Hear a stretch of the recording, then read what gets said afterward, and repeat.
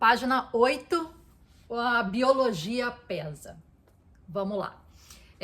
Nos outros capítulos eu fiz algumas anotações bem interessantes, eu vou dividindo as anotações aqui com vocês na legenda, mas uma coisa que eu quero ressaltar é o seguinte, a definição de impossível, né?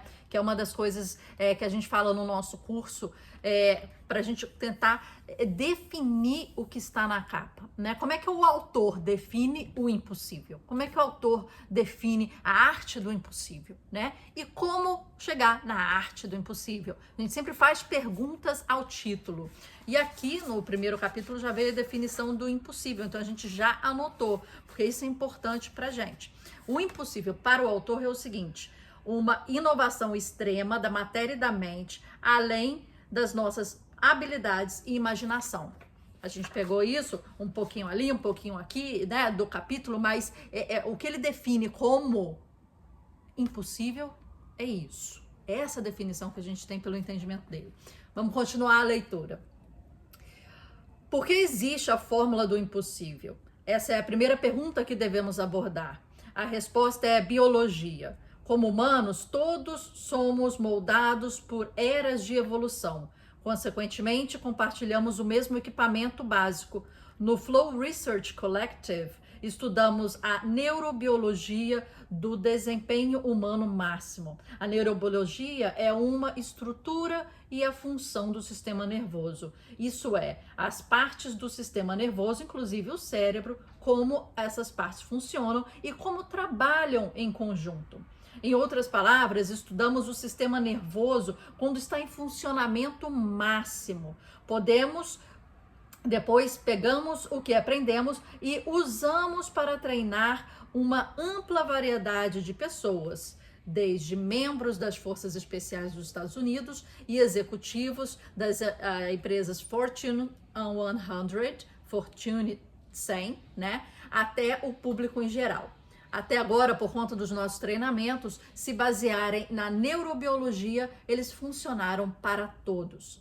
Em outras palavras, no Collective temos um ditado: personalidade não ganha escala, biologia sim. O que queremos dizer é que, em termos de desempenho máximo, normalmente alguém descobre o que funciona para si e então presume que funcionará para todas as outras pessoas, mas raramente isso acontece. O mais frequente é o tiro sair pela culatra. A questão é que a personalidade é algo extremamente pessoal, características que desempenham um papel fundamental no desempenho máximo, como sua tolerância a riscos ou qual seu lugar na escala introversão-extroversão. São geneticamente codificadas, neurobiologicamente programadas e difíceis de alterar. Adicione as possíveis influências ambientais que provêm das variações do ambiente cultural, os recursos financeiros, a posição social e os problemas se multiplicam. Por todos esses motivos, é quase garantido que o que funciona para mim não funcionará para você. Personalidade não ganha escala. A biologia, por outro lado, ganha. E é a única coisa projetada pela evolução que funciona para todos. E isso nos revela uma coisa muito importante sobre decodificar o impossível.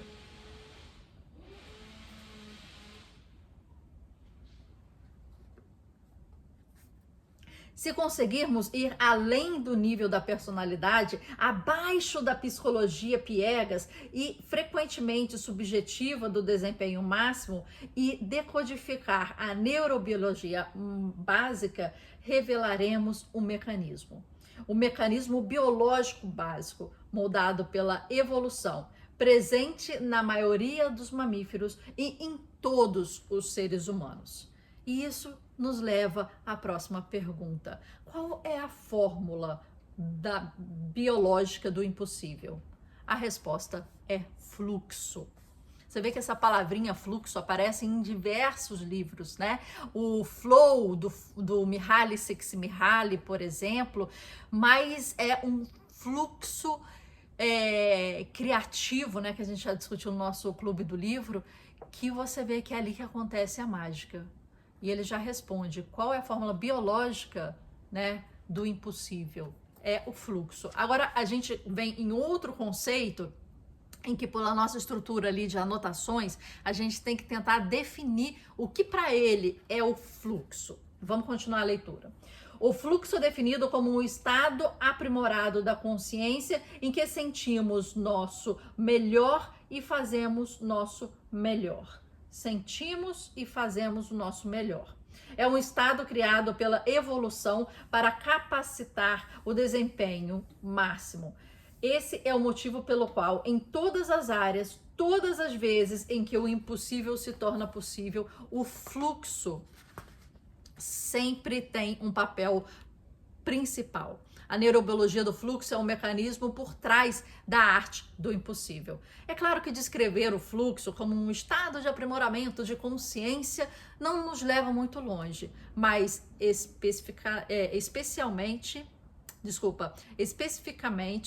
o termo se refere aos momentos de atenção arrebatada e total absorção em que a pessoa fica tão focada naquela tarefa em mãos que todo o restante desaparece. A ação e a percepção emergem, seu senso de identidade desaparece, o tempo passa de forma estranha e o desempenho dispara.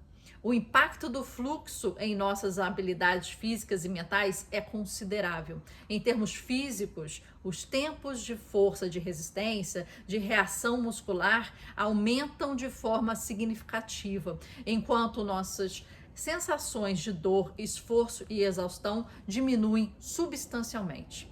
No entanto, os maiores impactos são cognitivos, motivação e produtividade, criatividade e inovação, aprendizado e memória, empatia e consciência ambiental, cooperação e colaboração disparam, em alguns estudos, mais de 100% acima da linha da base. E isso nos leva à última pergunta: por que a evolução criaria um estado de consciência que amplificasse todas as habilidades particulares? A evolução moldou o cérebro para permitir a sobrevivência, mas a evolução em si é impulsionada pela disponibilidade de recursos. A escassez de recursos é sempre a maior ameaça à nossa sobrevivência, tornando a maior impulsionadora da evolução. E existem apenas duas respostas possíveis a essas ameaças. Você pode lutar por recursos escassos ou começar a explorar, obter recursos criativos, inovadores, cooperativos e produzir novos. Isso é o que explica as habilidades do fluxo. Isso é o que explica as habilidades que o fluxo amplifica. Essa ampla variedade acaba sendo tudo o que você precisa para voar, para correr, para explorar, para inovar. E como o impossível é uma forma de inovação extrema, como a gente viu no conceito, né? Isso explica porque o estado está sempre presente quando o impossível se torna possível. É tautológico. O fluxo está para a inovação extrema como o oxigênio está para a respiração. É simplesmente a biologia de como isso se dá. No entanto, essa é uma história que explorei em outros momentos. Embora esse guia vá expandir definitivamente esse trabalho, seu propósito principal é revelar uma ideia também crucial. Quando se trata de lidar com o impossível, o fluxo é necessário, mas também não é suficiente.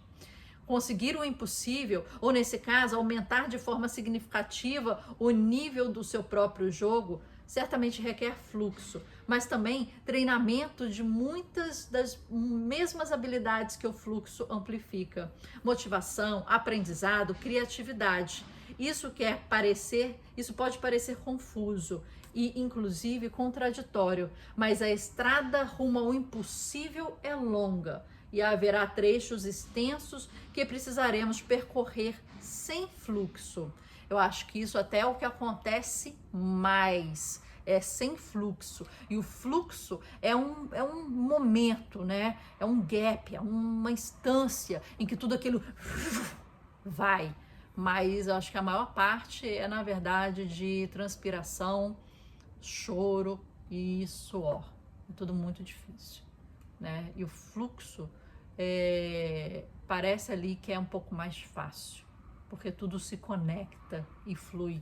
Acho que quando não estamos no fluxo, que para mim é a maior parte desse tempo, vamos ver se ele fala isso no livro, mas é muito desafio, é muito choro, é muito, né, transpiração, né, é muito suor. É quase que embarreirado, né? O fluxo eu entendo, vamos supor, como um fluxo de água que vai, né, fluindo naturalmente, sua corrente, e todo o resto, sem ser aquilo, parece pedregulhos, portas, barreiras, muros, parece muito difícil. Vamos lá. Um carro que bate em um muro a 16 km por hora ficará com uma lataria amassada. Bata no mesmo muro a 160 km por hora e haverá muito mais do que um mero amassado na lataria. Isso também vale para o fluxo. Por estes e outros motivos, passaremos o restante desse livro explorando um quarteto de habilidades cognitivas: motivação, aprendizado, criatividade e fluxo. Compreenderemos por que são cruciais para o desempenho máximo. Veremos como funcionam no cérebro e no corpo. E usaremos essas informações para nos acelerarmos de forma significativa no caminho rumo ao impossível. Mas, inicialmente, vale a pena considerar essas mesmas habilidades por uma perspectiva ligeiramente mais filosófica. Aqui vamos para outro subcapítulo dessa introdução. Vamos lá? Então estamos entrando no hábito da inferioridade, página 11. O filósofo James Carse usa a expressão jogos finitos e jogos infinitos para descrever as maneiras principais como vivemos e jogamos na Terra. O jogo finito é apenas isso, é finito, né? Ele acaba. Ele tem um número finito de opções e de jogadores, uma definição clara de vencedores e perdedores e um conjunto consagrado de regras. Claro que isso vale para xadrez, para damas, mas também para política, para esportes e para guerra. Jogos infinitos, em seu oposto, eles não têm vencedores ou perdedores evidentes, nenhuma maneira definitiva de como jogar ou regra fixa, né? Em jogos infinitos, o campo de partida é mutável, o número de participantes é inconstante e o único objetivo é continuar jogando. As artes, ciências, o amor são jogos infinitos. O mais importante, o desempenho máximo também.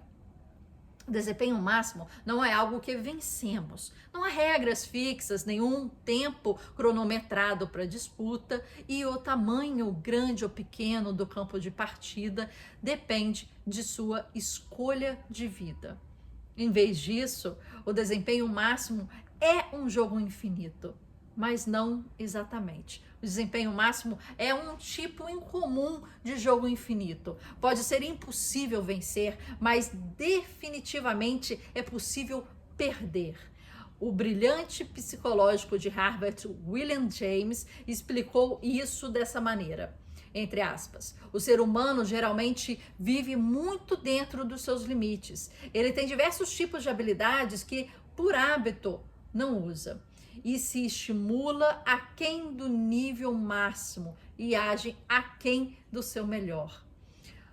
Nos dons elementares, na coordenação, na capacidade de inibição e controle de todas as formas cabíveis, sua vida é estabelecida como um campo de visão de um sujeito histérico, mas com menos desculpas, pois o pobre histérico é doente, enquanto para o restante de nós é apenas um hábito inveterado. o hábito da inferioridade em nosso eu completo, o que é ruim.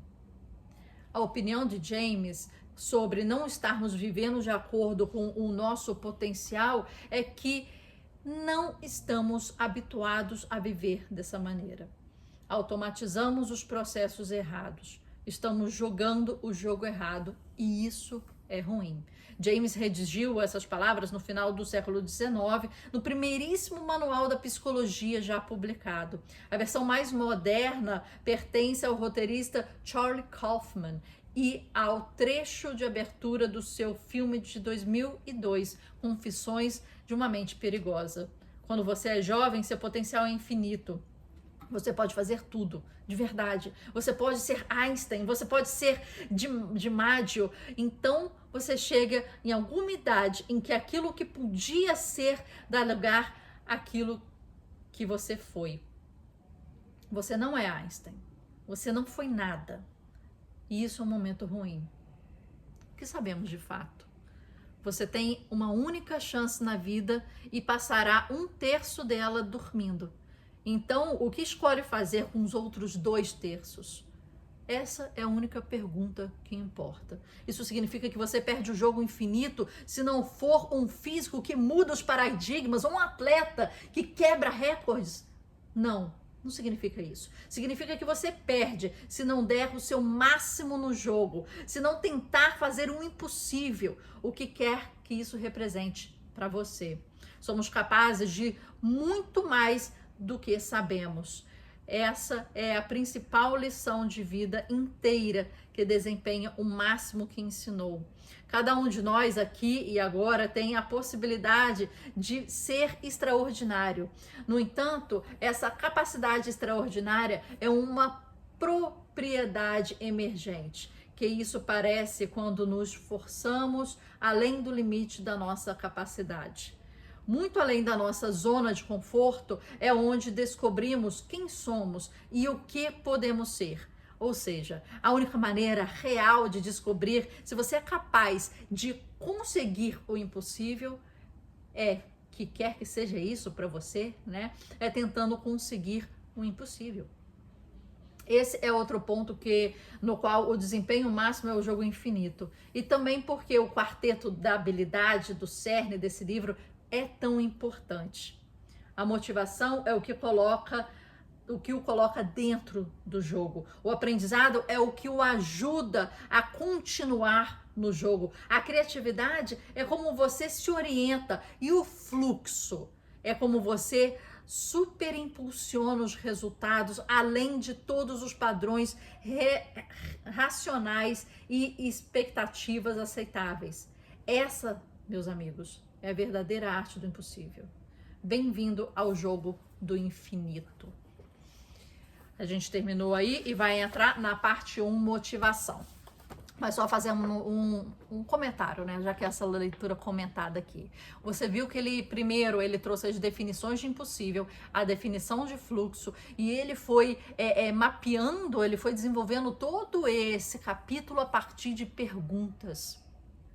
E fazer perguntas é uma das coisas mais importantes da vida, muito mais do que puramente você respondê-las, né? Então ele começa, essa pergunta é importante, depois essa pergunta é importante.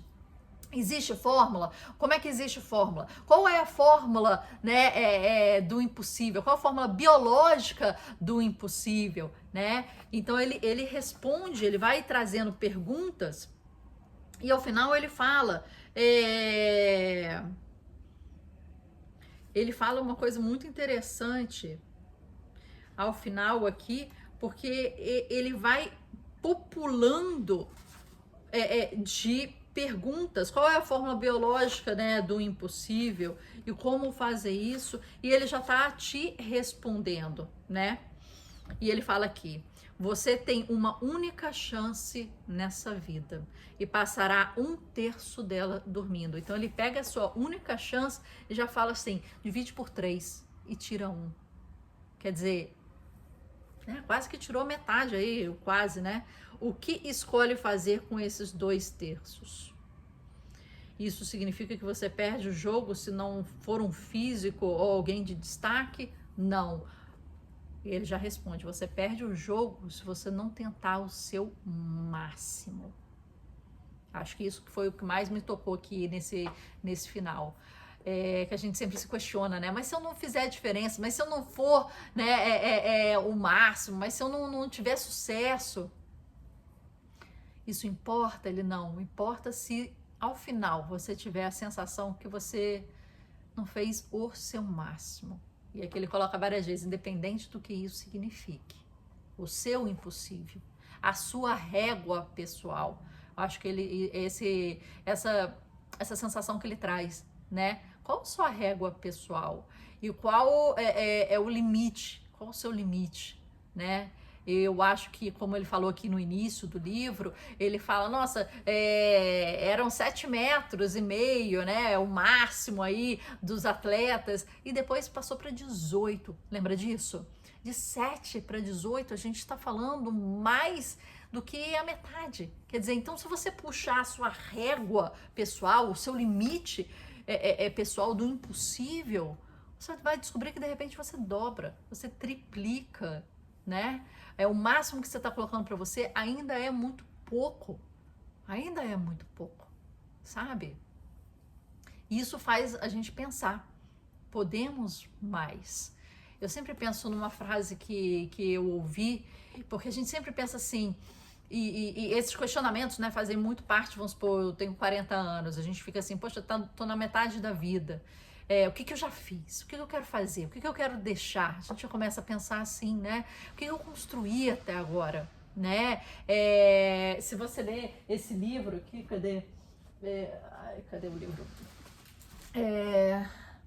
Não sei cadê o livro, mas O Poder do Impossível. Não sei se vocês conhecem esse livro. O Poder do Impossível, o poder dos momentos. Desculpa, o poder dos momentos de dois autores, né? Heath e Chip. Chip and Heath. Heath and Chip. Coloca aí, Poder dos Momentos aí, não é? Mas você já vai achar. Tem uma parte muito forte que eles falam assim, né? Do 14 aos 25 você vai viver os seus primeiros. É o primeiro beijo, é o primeiro sexo, é o primeiro emprego, é a primeira carteira que você vai tirar de carro, é o primeiro diploma, de repente, saindo do colégio. São os primeiros da sua vida. Por isso que aquilo é tão enfático, é tão importante, é tão cheio de vida, porque você vive a primeira vez de grandes marcos da sua vida. Primeiro relacionamento, né? É o primeiro de tudo, é o que vai descortinar sua mente, primeiro emprego para o resto. E depois a gente não vive mais de primeiros. A gente esquece a potência dos primeiros, a gente já fez alguns primeiros, mas a gente esquece de se reoxigenar para mais primeiros. Eu posso ter mais primeiros. A primeira vez que eu faço uma trilha, a primeira vez que eu jogo um tipo de esporte diferente, e a gente vive mais do mesmo, mais da repetição. E chega um momento que a gente não se questiona, não vai além, e não se questiona o que é o seu impossível. Você tá no 7,5? Cara, você pode ir para 18, você pode ir para 36, quem sabe, ainda mais na era da inteligência artificial.